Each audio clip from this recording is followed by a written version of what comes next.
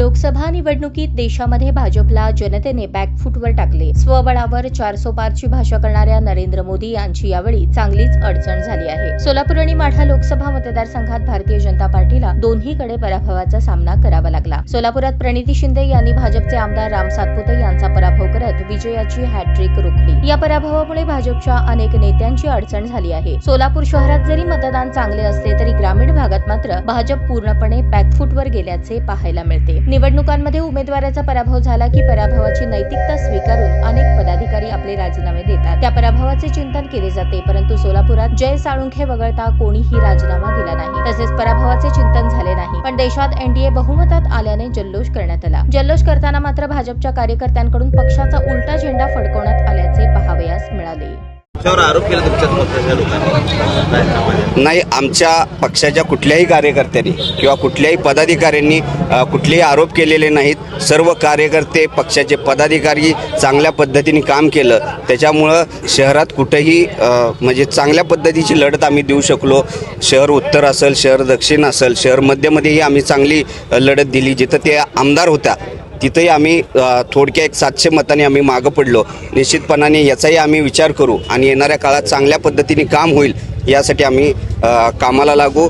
त्याचाच भाग म्हणजे उद्याची शपथविधीचा कार्यक्रम जो आहे तो प्रत्येक ठिकाणी कार्यकर्ते उत्साहाने जल्लोष साजरा करणार आहेत आणि उद्यापासून आमचे सर्व कार्यकर्ते जनतेमध्ये गेलेले दिसतील, कार्यकर्ते बूथवर गेलेले दिसतील आणि एक चांगल्या पद्धतीचं काम उभा करून येणाऱ्या विधानसभेत त्याचा रिझल्ट तुम्हाला निश्चितपणे दिसेल। कार्यकर्त्यांमध्ये लोकसभेत कुठं कमी पडले पाहिजे? निश्चितपणाने काही सामाजिक समीकरणं बिघडली, काही खोटे प्रचार करण्यात आले।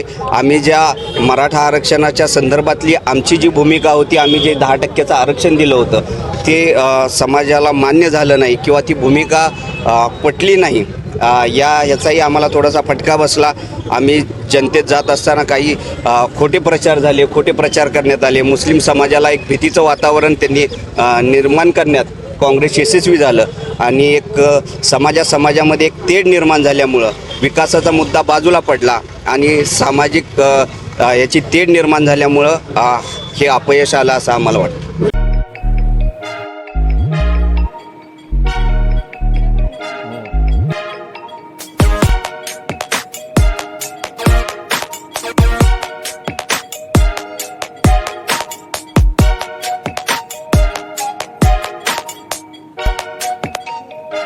सोलापूर शहरातील सुप्रसिद्ध हॉस्पिटल म्हणजे सेंट्रल मल्टी स्पेशालिटी हॉस्पिटल मागील अनेक वर्षापासून सेवा बजावत आहे। 24 तास इमर्जन्सी सर्व्हिस, मॉडर्न टेक्नॉलॉजी, अनुभवी डॉक्टर्स तसेच अत्याधुनिक तंत्रज्ञान सुविधांनी सुसज्ज स्त्रीरोग प्रसूती विभाग, ऑर्थोपेडिक विभाग, मेडिकल विभाग आणि इतर एकमेव नाव म्हणजे सेंट्रल मल्टी स्पेशालिटी हॉस्पिटल। पत्ता गणेशपेठ शॉपिंग सेंटर, मंगळवार बाजार, सोलापूर।